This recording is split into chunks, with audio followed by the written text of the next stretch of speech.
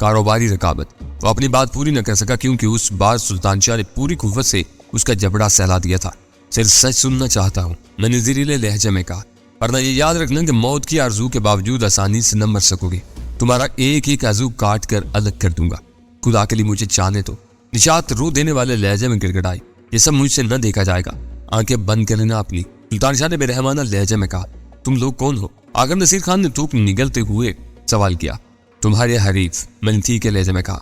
اب زیادہ دن اس میدان میں تمہاری اجارہ داری برقرار نہیں رہ سکے گی۔ تمہارا باپ صرف اسی لیے بار بار بدعہدی کا ارتکاب کرتا ہے کہ وہ خود پردہ نشین ہے۔ جو مہرے ہمارے سامنے لاتا ہے ان کے پھر جانے کا اسے ذرا بھی ملال نہیں ہوتا، لیکن اب ہم اس چوہے کو اس کے بل سے نکال کر سریعام رسوا کریں گے۔ اس بارے میں وہ براہ راست احکامات جاری کرتا ہے، اس نے تھکے ہوئے لہجے میں کہا۔ طریقہ کار کیا ہوتا ہے؟ وہ براہ راست مجھے فون پر مطلع کرتا ہے کہ فلاں انکوائری میں شوگر کی کتنی مقدار شامل ہوگی، اسی کے مطابق دام دیے جاتے ہیں۔ یہ کہتے ہوئے وہ خاصا خوفزدہ نظر آنے لگا تھا۔ اس کا مطلب ہے کہ وہ روزمرہ کی دفتری خط و کتابت سے پوری طرح باخبر رہتا ہے۔ وہ سر ہلا کر رہ گیا۔ دفتر میں آنے والی لڑکی کے بارے میں تم نے فون پر کس اوپر والے کو اطلاع دی تھی؟ اسے چند ثانیوں تک سوچنے کی مہلت دینے کے بعد میں نے سوال کیا۔ وہ خدایا، اس نے دونوں ہاتھوں سے اپنا سر تھام لیا۔ اس کے خون آلود چہرے پر کرب میں ڈوبی ہوئی لکیریں اوپر آئی۔ میں کس امتحان میں پڑ گیا؟ ایسا معلوم ہو رہا تھا جیسے اس کے اعصاب بکھر کر رہ گئے ہوں۔ جواب دو، ہمارے پاس زیادہ وقت نہیں ہے، میں نے اسے دھمکی تھی۔ اتنا کچھ بتانے کے بعد اگر تم نے زندہ چھوڑ دیا تو مجھے معاف نہیں کرے گا۔ پہلے میں دھوکہ کھا گیا تھا، اگر شبہ بھی ہو جاتا تو میری زبان سے ایک لفظ بھی نہ نکلتا۔ وہ شکست خوردہ لہجے میں بولا، یا اور بھی اچھا ہے۔ میں نے اس کی حوصلہ افزائی کی۔ ہم خود سے تو اسے بتانے سے رہے کہ ہمیں معلومات فراہم کرنے والے تم ہو۔ میں نے پہلے ہی کہا تھا کہ اسے ہٹا دو۔ وہ نشاط کی طرف اشارہ کر کے بولا، یہ بظاہر میری دوست ضرور ہے، لیکن تم ان لوگوں کے طریقہ کار سے واقف نہیں ہو سکتا ہے کہ مجھ پر نگاہ رکھنے کی نیت سے میرے قریب آئی ہو۔ یہ تمہارا اپنا معاملہ ہے، چاہو گے تو جاتے ہوئے اس کا پتہ صاف کر دیں گے۔ میں نے بے پرواہی سے کہا۔ وہ ایک بار پھر بلک کر رو پڑی، نہیں مجھے نہ مارنا، میں مرتے دم تک زبان نہیں کھولوں گی، میں کسی کی مخبری نہیں کرتی، میرا کسی سے کوئی واسطہ نہیں۔ ختم کرو، میں نے جھلاؤ لہجے میں نشاط کو ڈانٹا اور وہ سہم کر خاموش ہوگی، لیکن اس کے ہونٹوں کے لرزتے ہوئے گوشے اس کی ابتر حالت کی چگلی کھا رہے تھے۔ بولو، اس بار میں نے نصیر کو ٹوکا، اب اسے دوسرے کمرے میں بھیج دو، اس نے گویا ہتھیار ڈالتے ہوئے کہا، تاکہ تم دوبارہ مجھ پر حملہ کر سکو۔ میں نے زہریلے لہجے میں کہا، اب کچھ باقی نہیں رہا، مزاحمت کس لیے کروں گا؟ اس کے لہجے میں بے پناہ مایوسی امڑ آئی تھی۔ سلطان شاہ میرے اشارے پر نشاط کو اپنے ہمراہ لے گیا۔ مجھے کوئی بات ایم ڈی تک پہنچانی ہو تو میں اس نمبر پر رجوع کرتا ہوں۔ تخلیہ ہو جانے پر اس نے ایک فون نمبر دھراتے ہوئے کہا، اس نمبر پر بلیک گن کی کوڈ سے ایک شخص سے بات ہوتی ہے جس کا اصل نام کمال ہے۔ وہ میرا پیغام آگے بڑھا دیتا ہے، اور میں نے خط و کتابت کے بارے میں غلط کہا تھا۔ روزمرہ کی ساری خط و کتابت کی ایک نقل میں شام کو دفتر میں یکجا کر کے اپنی میز پر چھوڑاتا ہوں۔ اگلی صبح وہ نقول دفتر سے غائب ہوتی ہے۔ اگر ان میں کوئی قابل ذکر بات ہو تو ایم ڈی مجھے فون پر ہدایات دے دیتا ہے، یعنی چھٹی کے بعد کوئی دفتر میں داخل ہوتا ہے، آتا ہی ہوگا، ورنہ فوٹو کاپیاں کہاں جاتی ہیں؟ یہ برسوں سے لگا بندہ معمول چلا رہا ہے۔ وہ اپنا سینہ رگڑتے ہوئے اداس لہجے میں بولا، اور تم نے اس بارے میں کبھی جاننے کی خواہش محسوس نہیں کی؟ شدید خواہش کے باوجود کبھی جسارت نہ کر سکا۔ وہ گہرا سانس لے کر بولا، دفتر کا وقت صبح 9 سے 5 بجے تک ہے، مجھے سخت تاکید ہے کہ زیادہ سے زیادہ 5:10 پر دفتر خالی ہو جانا چاہیے، اور اگلی صبح 9 سے پہلے کوئی بھول کر بھی دوبارہ دفتر کا رخ نہ کرے، ورنہ عبرتناک سزا دی جائے گی۔ چوکیدار سے بھی کچھ معلوم نہ ہو سکا۔ ڈر لگتا ہے کہیں وہ بھی بلیک گن کا نمک خوار نہ ہو۔ نشاط کا کیا جغرافیہ ہے؟ دفتر میں کام کرتی ہے، 4 سال پہلے شادی ہوئی تھی۔ 7 روز بعد شوہر نوکری کے سلسلے میں مشرقی وسطی چلا گیا۔ وہ بیوی کو بلانے سے کتراتا ہے، ہر سال چھٹیوں پر آتا ہے اور بہلاوا دے کر چلا جاتا ہے۔ نشاط کو ضد سی ہو گئی ہے کہ جب تک وہ مستقل طور پر نہیں آئے گا یا اپنے پاس نہیں بلائے گا، وہ نوکری ہی کرتی رہے گی۔ وہ خود کو نہ سہاگن سمجھتی ہے نہ بیوہ، بس اسی گھٹن میں گمراہ ہو گئی ہے۔ اس کی ماں کو شاید اپنی بیٹی کے دکھ کا احساس ہے، کیونکہ وہ ہفتے اشرے میں ایک آدھ رات کی غیر حاضری پر اس سے کوئی باس پرس نہیں کرتی۔ پھر تمہیں اس پر شبہ کیوں ہے؟ حالات، جن حالات سے میں دوچار ہوں ان میں اپنے سائے سے بھی خوف آنے لگتا ہے۔ پھر یہ تو اس کی کہانی ہے، سچ نہ جانے کیا ہوگا۔ تم اپنے موجودہ حالات سے مطمئن ہو؟ جب تک تہی دست تا ساری باتیں بہت سنسنی خیز اور شاندار نظر آتی تھی۔ اب یکسانیت اور پابندیوں سے اکتا گیا ہوں، لیکن نجات کے سارے راستے بند ہیں۔ میں چلتے پھرتے کسی کتے کی موت نہیں مرنا چاہتا۔ آئندہ تعاون کرو گے؟ وہ بے جان انداز میں ہنسا کرنا ہی پڑے گا۔ پہلے ملازمت کے سلسلے میں بلیک میل ہو رہا ہوں، اب غداری کے لیے تم ہر وقت دھوس دے سکتے ہو۔ اس سے 3 نام، ایک فون نمبر معلوم ہوا تھا جو میں نے اس کی تصدیق کے بعد وہیں نوٹ کر لیا۔ اس کے علاوہ بھی اس سے بہت سی کارآمد باتیں معلوم ہوئی تھی، جن میں اہم ترین یہ تھی کہ ایشین سنڈیکیٹ کی آڑ میں کام کرنے والی خفیہ تنظیم کا کوئی اہم ہرکارہ 5 بجے کے بعد اس دفتر میں ضرور آتا تھا۔ تم صورت نہیں دکھاؤ گے اپنی، اس نے فرمائش کی۔ حالات، میں نے اس کے انداز میں دہرایا۔ دکھانا ہوتی تو چھپانے کی کیا ضرورت تھی ہمیں؟ پھر میں نے آواز دے کر سلطان شاہ کو بھی وہی بلا لیا۔ اس کی رائے تھی کہ روانگی سے پہلے ان دونوں کو اچھی طرح باندھ دیا جائے، لیکن نصیر خان گڑگڑانے لگا۔ ہماری روانگی کے بعد وہ اپنی حالت درست کرنا چاہتا تھا تاکہ کسی اور کو اس کی بپتا کا علم نہ ہو سکے۔ آخر یہ طے پایا کہ فون کے تار کاٹ کر ان دونوں کو ایک ایسے کمرے میں بند کر دیا جائے جہاں سے وہ تھوڑی دیر بعد آزاد ہو سکے۔ انہیں کمرے میں بند کر کے ہم دونوں نے اپنے چہروں سے نقاب اتارے اور پھر نصیر خان کے مکان سے نکل کر اندھیرے میں تیزی سے ایک طرف بڑھ گئے۔ یہ تو کچھ بھی نہ ہوا۔ کچھ دور نکل آنے کے بعد سلطان شاہ نے کہا، بہت کچھ ہوا۔ میں نے کچھ دلی کے ساتھ کہا، ضروری نہیں کہ مار دھاڑ کے بغیر کوئی بڑی کامیابی نہ ہو۔ میں تو سمجھ رہا تھا کہ بھابھی کے ساتھ ہونے والی زیادتی پر تم اس کی کھال گرا دو گے۔ اسے نقصان پہنچا ہوتا تو ضرور یہی کرتا، لیکن وہ بعد میں بھی ہمارے کام آتا رہے گا۔ اسے بہت کارآمد باتیں معلوم ہوئی ہیں۔ پھر اب کہاں کا ارادہ ہے؟ فی الحال ہوٹل، میں نے کہا۔ ہم غزالہ کو بتائے بغیر آئے ہیں، وہ پریشان ہو رہی ہوگی۔ وہ ہنسا۔ عورت کو میں اسی لیے دم کہتا ہوں۔ یہ کیا بات ہوئی؟ دم کا کوئی مصرف نہیں ہوتا، لیکن ہر وقت اس کی فکر ہی کرنی پڑتی ہے۔ بھابھی ساتھ نہ ہوتی تو اسی ایک رات میں ہم نہ جانے کیا کچھ کر گزرتے۔ میں تھک گیا ہوں۔ پھر یہ بھی نہ بھولو کہ تمہاری بھابھی ہی کی وجہ سے ہم نصیر خان پر ہاتھ ڈالنے میں کامیاب ہو سکے، ورنہ میں تو اس دفعہ شاید ایشین سنڈیکیٹ کا رخ بھی نہ کرتا۔ وہ معصومانہ شوقی کے ساتھ ہنسا۔ چلو میں اپنی سوسی کی لیتا ہوں، ساری عورتیں دم ہوتی ہیں علاوہ بھابھی کی۔ اگلی صبح کے اخبارات کی چنگھاڑ سرخیاں رات کے واقعات سے بھری ہوئی تھی۔ شہر کی فیشن ایبل اور صاف ستھرے رہائشی علاقے کی عمارت میں ہولناک آتش سنی ہوئی تھی، جس کی اطلاع ملنے پر آگ بجھانے والا عملہ جائے وقوع پر پہنچا تو اس مکان کے احاطے سے خون میں لتڑی ہوئی ایک بھیانک لاش دریافت ہوئی، جس کا پیٹ بے رحمی کے ساتھ چاک کر دیا گیا تھا اور مقتول کی آنتیں نیم پختہ زمین پر بکھری ہوئی تھی۔ آخری اطلاعات آنے تک آگ کے فلک بوز شعلوں پر قابو نہیں پایا جا سکا تھا۔ اخبارات کی اشاعت کے لیے جانے تک عمارت میں سے ہولناک دھماکوں کا سلسلہ بھی شروع ہو گیا تھا، جس کی وجہ سے گرم راگ، سلگتا ہوا ملبہ اور چنگاریاں دور تک اڑنے لگی تھی۔ لہذا آگ بجھانے والوں کو پیچھے ہٹنا پڑا، جس کے نتیجے میں ان کی کارروائیوں کا اثر کمزور پڑ گیا۔ عینی شاہدوں کے مطابق وہ دھماکے بارودی محسوس ہو رہے تھے اور ان کا تسلسل آتش زدہ عمارت میں بھاری مقدار میں آتشگیر مادوں کے ذخیرے کی نشاندہی کر رہا تھا۔ دوسری خبر چلتی کاروں سے اندھادھند فائرنگ کے ذریعے شہر کے مختلف علاقوں میں 3 نوجوان گداگروں کے قتل کے بارے میں تھی۔ مقتولین میں کئی باتیں مشترک تھی۔ وہ نوجوان اور صحت مند تھے کیونکہ قامت و جسامت کم و بیش یکساں تھی۔ تینوں کے جسموں پر پھٹے ہوئے لباس تھے۔ نامہ کے قیاس کے مطابق تینوں وارداتوں کے مجرم ایک ہی تھے، کیونکہ ہر واردات ایک ہی انداز میں کی گئی تھی۔ پولیس کی تفتیش جاری تھی، لیکن اخبار والوں نے رائے ظاہر کی تھی کہ قاتلوں نے جنون کے عالم میں وہ قتل کیے تھے۔ شاید انہیں اپنے کسی ایسے حریف کی تلاش تھی جس سے وہ خود پوری طرح واقف نہیں تھے، لیکن شبہ تھا کہ ان کے مطلوبہ شخص کا حلیہ مرنے والے بدنصیب گداگروں سے ملتا جلتا رہا ہوگا۔ 3 مرنے والوں میں سے 2 ذہنی طور پر قطعی ناکارہ اور بے ضرر تھے۔ اس بنیاد پر عام رائے یہی تھی کہ وہ تینوں دھوکے میں مارے گئے، پردہ قاتلوں کو تلاش کسی اور ہی کی تھی۔ کسی بڑی پیش رفت کا انحصار لاشوں سے نکالے جانے والی گولیوں کے تجزیے پر منحصر تھا۔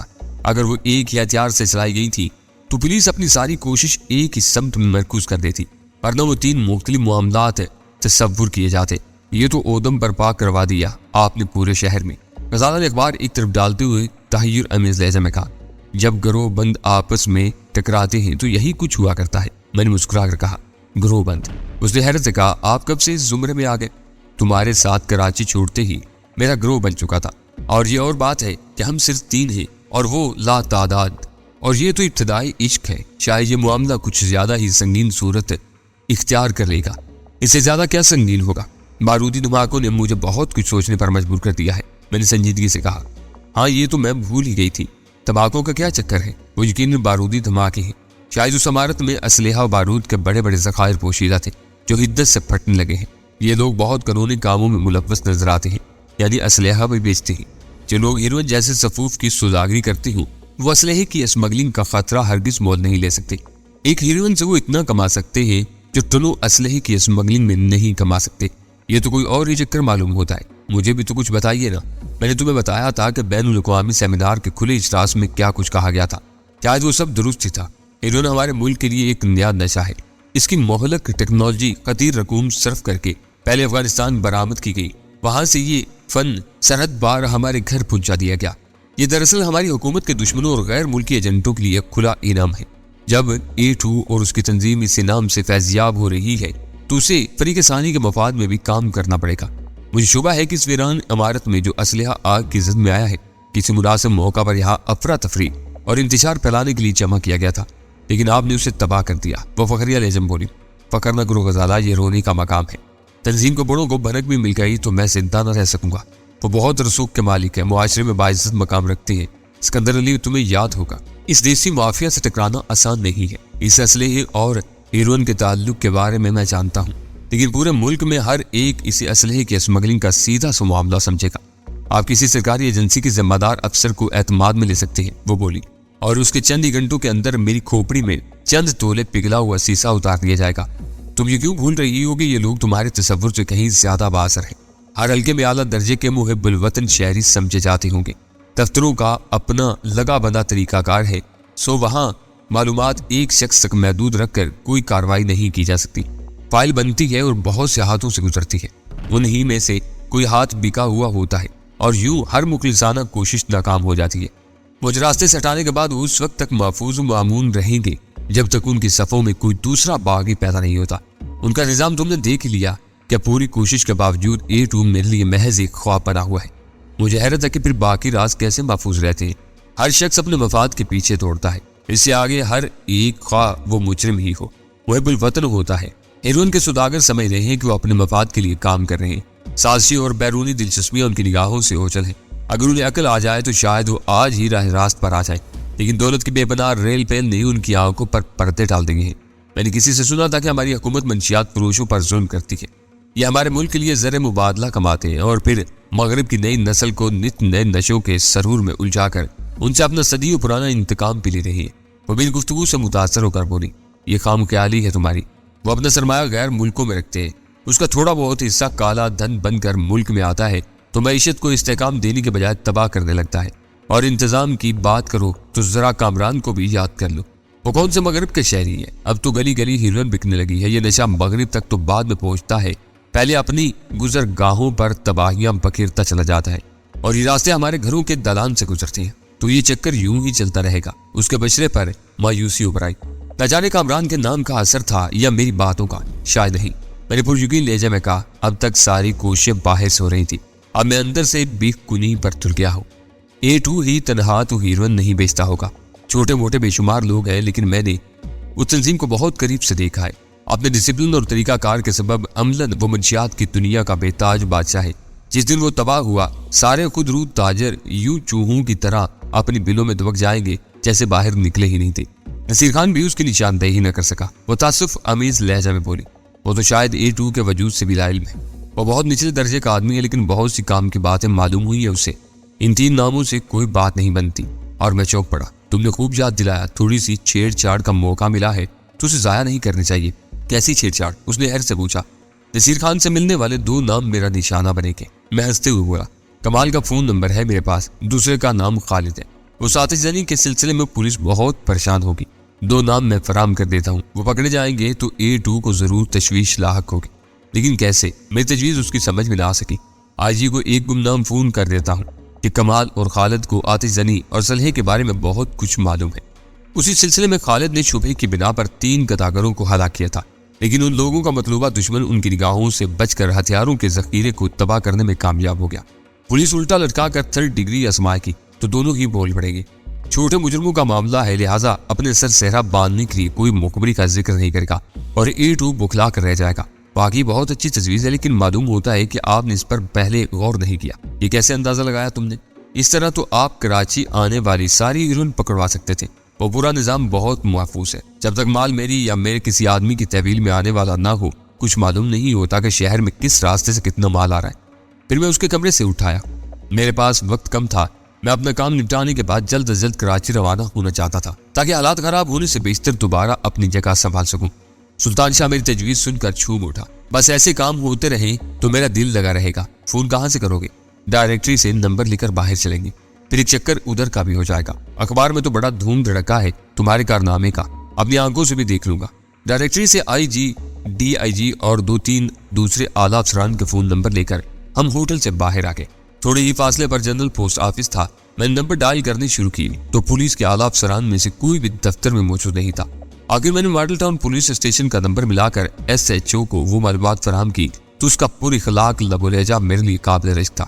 وہ بیچارہ گفتگو کو طول دینے کا متمنی تھا، لیکن میں طوالت کے مزمرات سے آگاہ تھا۔ ہمارا ملک لاکھ پسماندہ صحیح، لیکن پولیس والوں کے مطالبے پر چاہے ٹیلی فون والے انہیں اس بوتھ کا سراغ فراہم کر ہی دی تھی جہاں سے میں بات کر رہا تھا، لہٰذا میرے کام کی بات پوری کرتے ہی ریسیور کریڈل سے لٹکا دیا۔ اس کام سے نپٹ کر ہم رکشے کے ذریعے جائے واردات کی طرف روانہ ہو گئے۔ میرا خیال تھا کہ رکشہ جلی ہوئی عمارت سے چند فرلانگ دور رکوا لیا جائے گا، لیکن وہاں تو دور تک راستہ بند تھا۔ گلیوں میں اور راستوں میں انسانوں کے سر ہی سر نظر آ رہے تھے۔ فضا میں دھواں اور بارود کی تیز بو رچی ہوئی تھی۔ کرایہ ادا کر کے ہم آگے بڑھے تو ایسا معلوم ہوا جیسے سارا لاہور A2 کی سیاہ بختی کی ابتدا کا تماشا دیکھنے وہاں امڑ آیا ہو۔ رفتہ رفتہ ہجوم ناقابل عبور ہوتا چلا گیا، لیکن ہم لوگوں کے تبصروں کی پرواہ کیے بغیر کندھوں اور کوہنیوں سے راستہ بناتے آگے بڑھتے ہی رہے، اور آخرکار وہ عبرتناک منظر نگاہوں کے سامنے آ ہی گیا۔ پوری وسیع عمارت جلنے کے بعد زمین بوس ہو چکی تھی۔ پاس جگہ ملبہ سطح زمین سے بھی نیچے نظر آ رہا تھا۔ ہر طرف سرخ رنگ کے فائر انجن نظر آ رہے تھے اور نیلی وردیوں والے کارکن تیز دھاروں کے ساتھ کثیف دھوئیں اگلتے ہوئے ملبے پر پانی پھینک رہے تھے۔ پولیس کی بھاری نفری نے ملبے کے گرد وسیع گھیرا ڈالا ہوا تھا۔ اس گھیرے میں بہت سی فوجی گاڑیاں اور وردیاں بھی نظر آ رہی تھیں۔ شاید اسلحہ اور بارود کی موجودگی کی بنا پر شہری حکام نے فوجی ماہرین کی مدد طلب کر لی تھی۔ میری نگاہیں پرشکوہ عمارت کے غلیظ ملبے پر جمی ہوئی تھی، مگر کان گرد و پیش کے تبصروں پر لگے ہوئے تھے۔ لوگ جو کچھ کہہ رہے تھے اگر وہ سچ ہی تھا تو قدرت نے میرے ہاتھوں ایک بڑا کام انجام دلوا دیا تھا۔ لوگوں کے کہنے کے مطابق دھماکوں سے پورا علاقہ لرز اٹھا تھا۔ 2 کمزور مکان گر گئے تھے، شیشے تو نہ جانے کتنے مکانات کے ٹوٹے تھے۔ ہمیں وہاں کڑے چند منٹ گزرے ہوں گے کہ اچانک خوابیدہ ملبے میں ایک ہولناک دھماکہ ہوا۔ سیاہ لمبے اور دھوئیں کی ایک طویل و عریض چادر فضا میں اٹھتی چلی گئی اور مجمع میں بھگدڑ مچ گئی۔ میں سلطان شاہ کا ہاتھ تھامنے کے لیے پلٹا تو اس کا دور دور تک کوئی پتہ نہیں تھا۔ اس بھگدڑ میں سلطان شاہ کو تلاش کرنے کی کوشش حماقت کے مترادف ہوتی، لہٰذا میں نے بھی وہ مخدوش جگہ چھوڑ دی۔ میرے ذہن میں رہ کر یہی سوال چبھ رہا تھا کہ A2 سے تعلق رکھنے والی اس عمارت میں اسلحہ اور بارود کی موجودگی کا کیا مطلب تھا۔ میں نے اسلحہ کی غیر قانونی تجارت کے پہلو پر بہت غور کیا، لیکن وہ نظریہ کسی بھی طرف فٹ ہوتا نظر نہیں آیا۔ بات ہیر پھیر کے بعد وہی نظر آتی تھی کہ A2 جیسا محتاط اور منظم آدمی جب ہیروئن کی تھوڑی سی مقدار اسمگل کر کے کروڑوں کا نفع حاصل کرنے پر قادر تھا تو اسے کیا ضرورت تھی کہ وہ اسلحے کی اسمگلنگ کے پرخطر کام میں ملوث ہوتا۔ بظاہر امکان نظر آ رہا تھا کہ A2 کو اپنی خواہش کے برعکس کسی 2 طرفہ سمجھوتے کے تحت اسلحہ کے معاملات میں ملوث ہونا پڑا ہوگا۔ میں نے بذات خود اس ویران عمارت کا جائزہ لیا تھا، لیکن اندرونی حصوں میں کہیں بھی ایسے آثار دریافت کرنے میں کامیاب نہیں ہو سکا تھا جن سے پتہ چلتا ہو کہ وہ عمارت کسی کے استعمال میں رہی ہو۔ خاص طور پر فون پر تنے ہوئے مکڑی کے جالے سے تو یہی ظاہر ہو رہا تھا کہ مہینوں سے کسی شخص نے اس عمارت میں قدم رکھنے کی جرات نہیں کی تھی۔ A2 جو کوئی بھی تھا بہت ذہین اور مضبوط اعصاب کا مالک تھا۔ میرے ہاتھوں اسکندر علی مارا گیا، پھر مٹا خان نے خودکشی کر لی۔ اس کی حویلی سے فوجی حکام نے MT-300 برآمد کر لیا، جس کے نتیجے میں بالائی سطح پر مواصلاتی رابطہ بکھر کر رہ گیا تھا، لیکن A2 ثابت قدمی کے ساتھ اپنے کام میں مشغول رہا۔ اب لاہور میں اس کے خلاف یک بیک کارروائیوں کا آغاز ہو گیا تھا۔ فون والی ویران عمارت کا رکھوالا میرے خلاف مزاحمت کرتے ہوئے اپنے ہی چاقو سے بری طرح زخمی ہو کر ہلاک ہو گیا تھا۔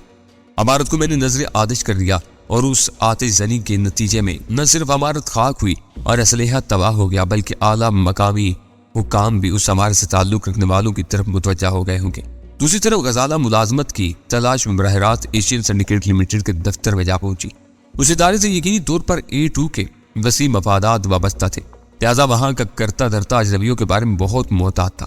غزالہ اسے اپنی طرف سے مطمئن کرنے میں کامیاب نہیں ہو سکی اور نصیر خان نے ایک مشکوک لڑکی کے بارے میں کمال یا بلیک کن کو اطلاع دے دی، اور وہ اطلاع یقینی طور پر مختلف مراحل سے ہوتی ہوئی A2 تک ضرور پہنچی ہوگی، کیونکہ اس کا نظام ایسا تھا کہ وہ کسی نہ کسی طرح چھوٹی سے چھوٹی بات سے بھی باخبر رہتا تھا۔ پھر غزالہ کے اغوا کی کوشش ہوئی، جسے سلطان شاہ کی بے باکانہ مداخلت نے بری طرح ناکام بنا دیا۔ اس کے ہاتھوں پھٹنے والے نے اشتعال کے عالم میں 3 ایسے غیر متعلقہ آدمیوں کو سریعام مروا دیا جو اپنے قد و قامت اور پھٹے ہوئے لباس کی بنا پر سلطان شاہ سے مشابہ تھے۔